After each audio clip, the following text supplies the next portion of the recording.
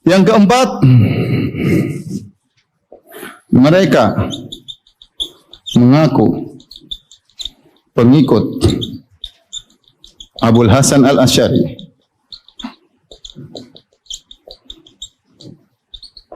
Namun kenyataan pahit,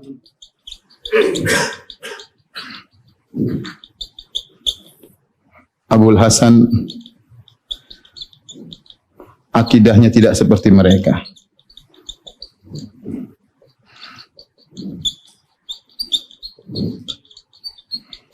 Ini kenyataan pahit. Katanya pengikut Abul Hasan, ternyata Abul Hasan Al-Asy'ari akidahnya tidak sama dengan mereka. Abul Hasan Al-Asy'ari yang buku sampai kepada kita ada beberapa. Di antaranya Luma, Firrat al-Bidah, Luma. Terus yang ada lagi Risalah Ali Thagr, Risalah ila Ahli Thagr. Kemudian ada lagi bukunya Al-Ibanah, An-Usulid Diyanah. Bukunya juga Maqalatul Islamiyin, Maqalatul Islamiyin. Ada bukunya juga namanya Al-Umud atau Al-Amad, dinukil oleh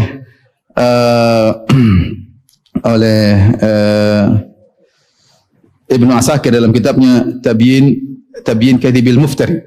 Dia nukil berkata Abul Hasan dari kitabnya Al-Amad atau Al-Umud, jamak daripada imat ya.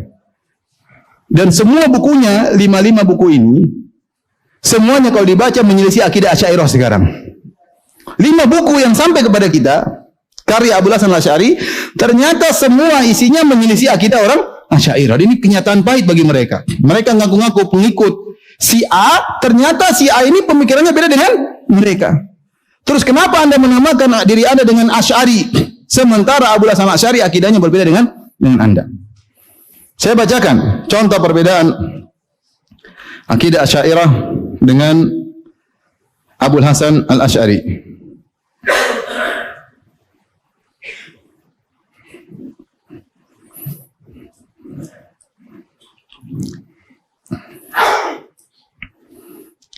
Orang-orang Asy'ariyah tatkala menetapkan adanya Tuhan, mereka berdalil dengan dalil a'rad. Sudah kita bahas pada akidah wasithiyah seri berapa?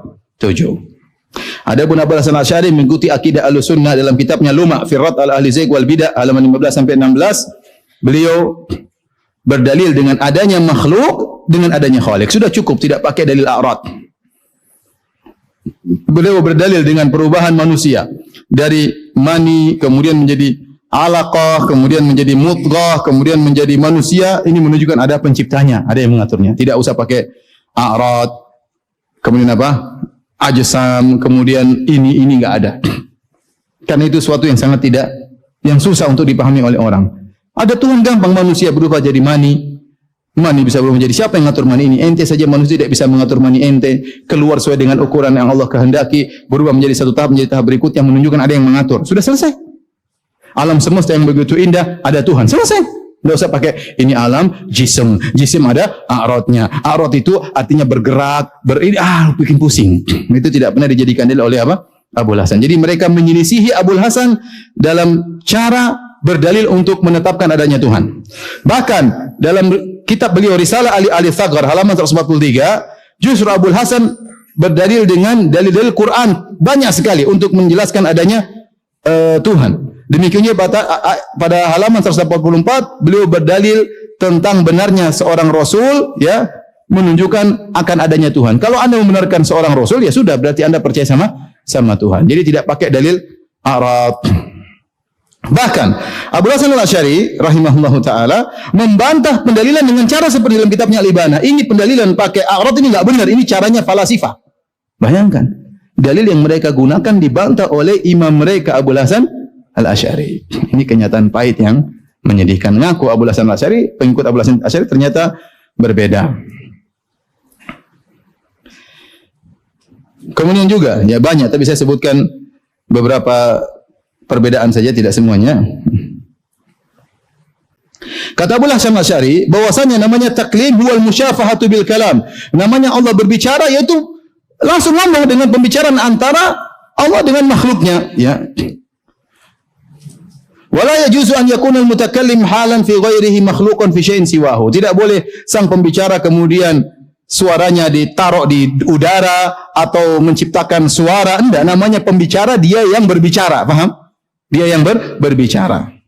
Tidak seperti sebagian mereka mengatakan bahwasanya Allah ciptakan suara kayak yang didengar oleh Nabi Musa, ya. Tapi itu bukan suara Allah, ya. Kadang suara tersebut muncul dari sisi pohon, Allah ciptakan suara tersebut, namun bukan Allah yang berbicara. Abul Hasan memang tidak bisa. Namanya orang berbicara, maka disandarkanlah pembicaraan tersebut kepada zat yang berbicara. Faham? Contoh lagi, Abul Hasan ya menetapkan sifat al-istiwa. Al-istiwa. Ya. Kemudian beliau membantah orang yang menafsirkan al-istiwa dengan istilah atau istawa dengan istaula. Nanti akan kita nukil lagi. Kata beliau yang menafsirkan istawa dengan istaula adalah Mu'tazilah. Adalah apa? Mu'tazilah. Sementara mereka semua menafsirkan istawa dengan apa? Istaula. Beristiwa dengan menguasai. Bayangkan. Mereka menyimpang mereka Abul Hasan Al-Asy'ari. Kemudian juga dalam kitabnya Al-Ibanah, Abul Hasan Al-Asy'ari menetapkan tentang hadis nuzul, turunnya Allah ke langit dunia. Ya, demikian juga istiwa di atas arsy, sementara mereka menolak semua hadis tentang apa? Nuzul. Kata mereka yang nuzul adalah rahmat Allah ke langit dunia atau malaikat yang di langit dunia. Adapun Allah tidak nuzul. Menyelisih Abul Hasan Al-Asy'ari. Kemudian juga Abul Hasan Al-Asy'ari dalam kitabnya Al-Ibanah, dalam kitabnya juga Maqalatul Islamiyin, ya, beliau menetapkan sifatul yadain, Allah punya dua tangan.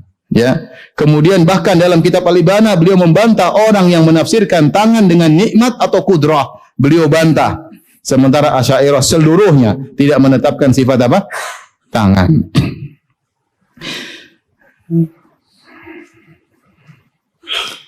Kemudian juga dalam kitabnya Al-Ibanah, ya, Abul Hasan Al-Asy'ari menetapkan sifatul wajah, sifat wajah. Ya, dan beliau mengatakan barang siapa menafikan sifat wajah merupakan perkataan ahlul bid'ah. Ternyata Asy'ariyah sekarang semuanya menolak sifat apa? Wajah. Abul Hasan Al-Asy'ari bukan cuma itu, beliau menetapkan sifat dua mata bagi Allah Subhanahu wa taala. Beliau tetapkan dalam kitabnya Al-Ibanah, dalam kitab Maqalatul Islamiyin. Dalilnya apa? Di antaranya sabda Nabi sallallahu alaihi wasallam, "Inna rabbakum laisa bi'awar wa inna ad-dajjal a'waru ainil yumna." Sungguhnya Rabb kalian tidak buta sebelah. Adapun Dajjal, dia buta mata sebelah kanan. Beliau berpemahaman bahwasanya Allah memiliki dua mata, dan beliau tetapkan dalam kitab Al-Ibanah dan Maqalatul Islamiyin. Sementara orang-orang Asy'ariyah jangankan mata, wajah pun tidak ada bagi Allah Subhanahu wa taala. Demikian juga Abul Hasan Al-Asy'ari menetapkan Allah di atas. Dan ini dalam kitabnya Al-Ibanah, dalam kitabnya Risalah ila Ahli Tsaghar, dalam kitabnya Maqalatul Islamiyin, ya. Sementara semuanya Asy'ariyah, mutaakhirin, semuanya menolak Allah di atas.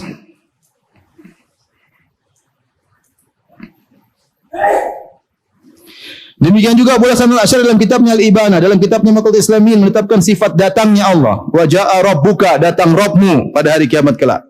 Wal malaku saffa-saffa, sementara malaikat bersaf-saf. Mereka tidak mungkin Allah datang. Tidak masuk akal menurut mereka, sehingga mereka menolak sifat datangnya Allah Subhanahu wa taala.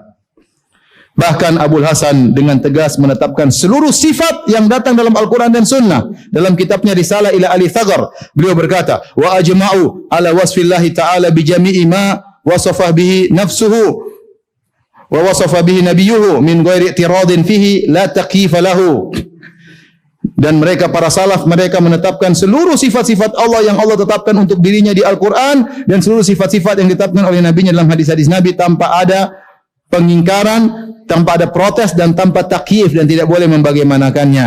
Wa annal imana bihi wajib, dan bahwasanya iman kepada sifat-sifat ini wajib. Wa tarkut takyifi lahu lazim, dan harus meninggalkan bagaimananya. Dan ini akidah Ahlussunnah.